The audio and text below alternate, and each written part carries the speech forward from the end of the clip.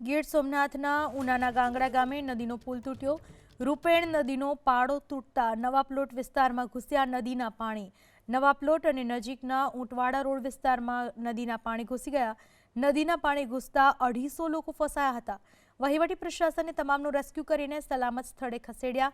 ગાંગડા પ્રાથમિક શાળા અને બાપા સીતારામ આશ્રમ ખાતે આશ્રય આપવામાં આવ્યો છે।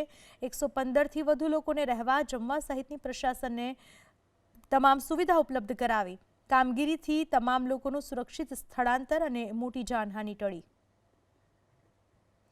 ગીર સોમનાથમાં 250 લોકો ફસાયા હતા। તમામનું સ્થળાંતર કરવામાં આવ્યું છે। આ વિશે વધુ માહિતી આપવા આપણી સાથે ફોન લાઈન પર જોડાઈ ચૂક્યા છે અમારા સંવાદદાતા।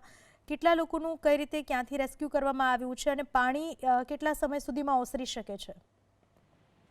ચોક્કસથી આપને જણાવી દઉં તો ગત રાત્રેથી જ ઉના પંથકના ગઢડા અને ઉના પંથકમાં ધોધમાર વરસાદ વરસી રહ્યો છે। એટલે કે 8 ઇંચથી વધુ વરસાદ નોંધાયો છે। એટલે જે ઉના નજીક આવેલું ગાંગડા ગામ છે ત્યાં જે રૂપેણ નદી અને અન્ય જે ગ્રામ્ય વિસ્તારમાંથી જે પાણી આવ્યું હતું, જેના કારણે ત્યાં ગાંગડાનો જે વિસ્તાર છે ત્યાં ઘરોમાં પાણી ઘૂસ્યા હતા।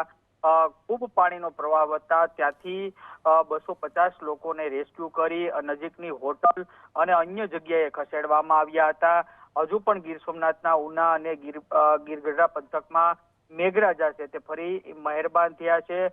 ગત રાત્રે મામલેદાર પોલીસ અને તાલુકા પંચાયતનો સ્ટાફ તાત્કાલિક ઘટના સ્થળ ઉપર પહોંચ્યો હતો અને લોકોને સુરક્ષિત સ્થળે ખસેડ્યા હતા। જી, આભાર આપનો તમામ માહિતી બદલ।